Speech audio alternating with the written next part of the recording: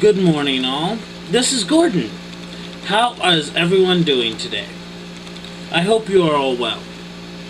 Anyway, this is my second video on YouTube. It is about metaphysical alchemy.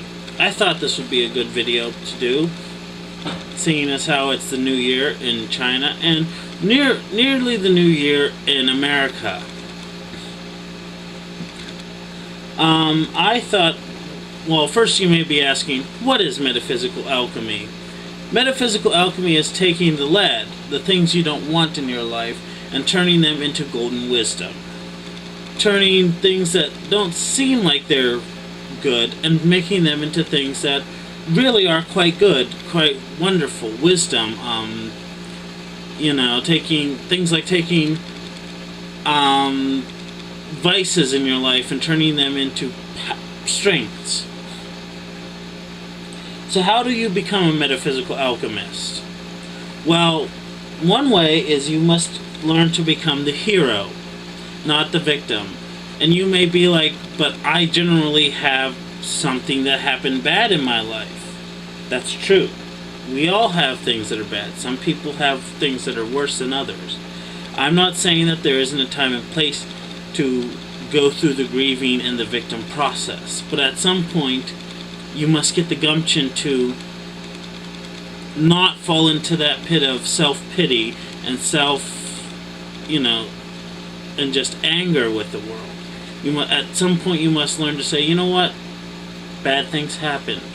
Bad things happened. But I'm not going to let it hold me back. I'm not going to let it be my shackles. I'm going to take this and turn this into my strength. Also, you must never give up. Just that doggedness and that belligerence that, you know what, the world may be throwing everything in the kitchen sink at me, but I'm going to keep going. It's not going to stop me. That's another tool in the alchemist's box. Another one is you must approach things with love, hope, and kindness. That may seem like an obvious one, but you can't turn bad into good if you don't approach things neutrally with love, hope, and kindness. You may be asking, what happens if I become an emotional or metaphysical alchemist? Well, I'll tell you. You don't stay angry as long with other people. You don't stay angry as long nearly at all.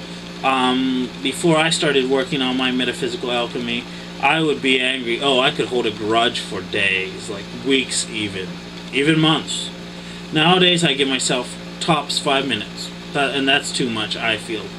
Usually it's under 2 or 3 minutes that I'm angry with somebody, and then I'm like, okay, this isn't worth it.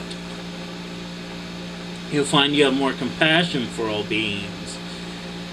From the tiniest grasshopper to the largest tree, from, the smallest blade of grass to humans and elephants and dolphins. You find you don't hold grudges as often. Again, this comes to letting go of that which does not serve you. This is a very important factor for alchemy, because if you don't let go of that which does not serve you, you will not grow, and if you don't grow, you just won't be a good alchemist.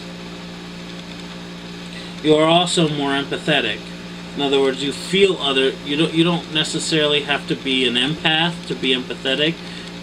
A lot of empaths are, but you feel other people's pain, and you're like, I can relate to that.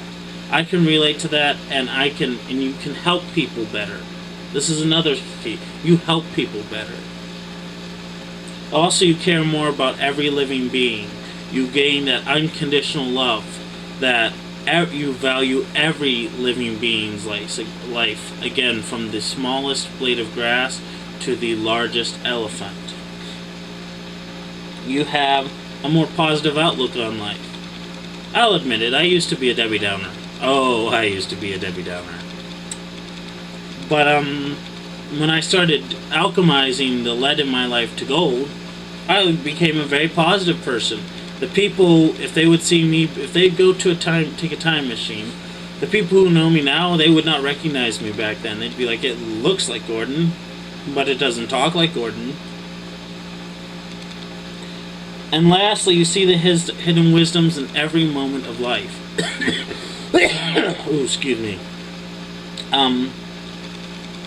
For instance, yesterday, something did not go exactly as I wanted it. Oh yes, I remember. This may seem trivial, but for like 5 seconds I was upset because I didn't, actually less than 5 seconds, but anyway, that's trivial at the time. But I was upset for a few moments because I got french fries that I did not want. And I picked them out, mind you, because I like shoestring french fries and they were steak fries, and I said, well, maybe this is a hidden lesson. After a few seconds I just quickly calmed down. I went from irked to like completely calm, and I said, this is a hidden lesson. Maybe this is saying I need to learn to accept things that I can't necessarily control completely, and that I don't necessarily like 100%. You know what? I cooked them up the way I cook my other french fries, fixed them up in a nice manner, and they were delicious, and I was like, I don't know why I was upset. Hold on here. That is all about metaphysical alchemy.